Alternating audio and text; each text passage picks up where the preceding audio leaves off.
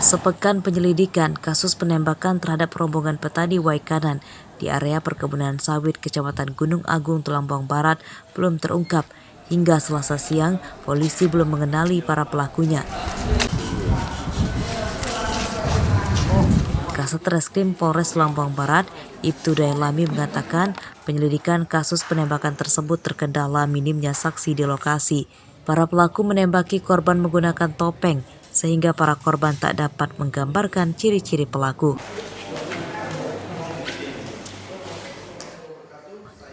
Polisi menduga ada dalang di balik peristiwa penembakan itu.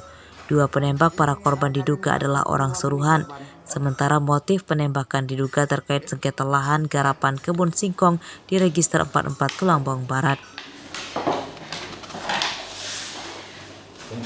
Masih melakukan penyelidikan. Dalam hal ini kita akan mencari motif dan siapa pelakunya, karena kan dari keterangan saksi dan saksi korban itu pelaku diduga 2 orang, namun tidak untuk kemungkinan ada pelaku lain yang mungkin tidak ada di TKP tapi dia berperan. Doakan saja nanti ya segera terungkap, harapan kami, karena kami sudah bekerja keras baik siang dan malam untuk mengungkap kasus ini, karena sedikit agak sensitif kasus penembakan ini. Ya, semoga dalam waktu dekat akan terungkap. Demikian. Penembakan terhadap rombongan petani Waikanan itu terjadi pada 5 Desember lalu. Korban ditembaki 2 pria bertopeng saat dalam perjalanan pulang usai gotong royong menanam singkong di lahan Register 44 Tulambang Barat. 1 orang bernama Sutikno terluka akibat tertembak di kakinya dan langsung dievakuasi ke rumah sakit. Mustaqim melaporkan dari Tulambang Barat. Kalau ada kawannya, saya banting. Motor saya banting, saya langsung jadi depan, saya merayap.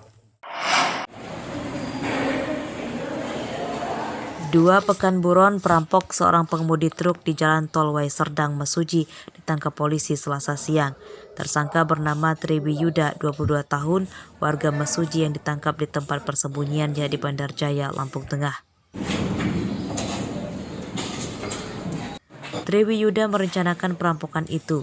Ia yang membawa jerigen kosong berpura-pura kendaraannya habis bahan bakar dan menumpang truk korban yang akan melanjutkan perjalanan dari tempat peristirahatan atau rest area jalan tol kilometer 234 Waiserdang Mesuji. Di perjalanan, Triwi Yuda menganiaya korban menggunakan celurit yang telah disiapkan di balik bajunya. Korban terluka di kepala dan tangannya dan uangnya dirampas tersangka. Usai merampok korban, Triwi Yuda kabur dengan meloncat pagar jalan tol.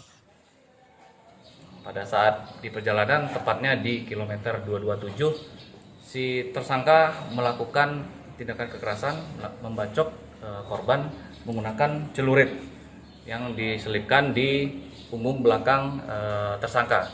Setelah melakukan celurit, dapat beberapa luka di bagian kepala korban. Setelah itu korban dilempar keluar dan mobil tersebut sempat bertumbur di tengah ya, di pembatas jalan. Akhirnya korban terjatuh dan kakinya patah, dan proses sekarang korban itu terpaksa harus diamputasi. Perampokan truk bernomor polisi BE 9486BV di Jalan Tol Trans Sumatera Mesuji itu terjadi pada 29 November 2022. Truk yang sedang melaju dari arah Sumatera Selatan menuju Bandar Lampung dirampok. Pengemudi truk bernama Abdul Manaf, 45 tahun, warga Kabupaten Pesawaran, terluka dan tergeletak di pinggir jalan tol dekat truknya. Korban ditemukan dan dievakuasi ke rumah sakit oleh pengendara lain. Atas kejadian tersebut, para pengemudi truk meminta polisi meningkatkan keamanan di jalan tol Trans Sumatera supaya kejadian serupa tidak terulang. Adi Susanto melaporkan dari Mesuji.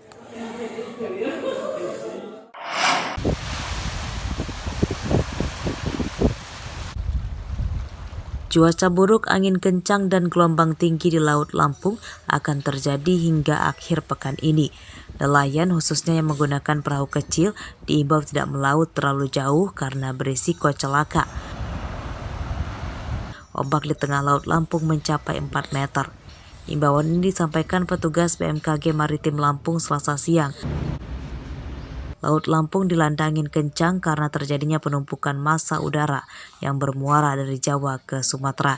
Ini menyebabkan angin kencang yang menimbulkan gelombang tinggi serta hujan lebat secara tiba-tiba.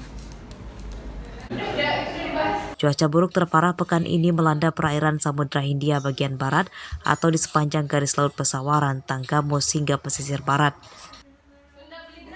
Untuk penyebabnya sendiri, untuk dari hari kemarin itu lagi ada konvergensi Pak, konvergensi dari yang melewati dari Selat Sunda sendiri itu diakibatkan oleh adanya siklon di utara Jawa dengan adanya low di perairan barat hingga Samudra Hindia Barat Lampung. Jadi konvergensi itu sendiri menimbulkan terjadinya penumpukan massa udara yang mengakibatkan terjadinya pembentukan awan konvektif. Yang dimana kita tahu awan konvektif itu menimbulkan cuaca buruk terutama untuk angin dan hujan secara tiba-tiba. Prediksi kita sampai berapa lama kejadian terjadi? 2 hingga 3 hari ke depan masih akan berpotensi terjadi dan dihimbau untuk kepada nelayan agar berhati-hati dan mempertimbangkan informasi cuaca dari BMKG. Dampak cuaca buruk telah dirasakan oleh para nelayan pesisir Bandar Lampung, di antaranya nelayan payang di Pantai Sukaraja, Bandar Lampung. Sejak 3 pekan lalu, mereka tidak melaut karena hasil tangkapan ikannya menurun drastis. Mereka tidak melaut terlalu jauh karena khawatir celaka karena gelombang tinggi. Arsadi Saputra melaporkan dari Bandar Lampung.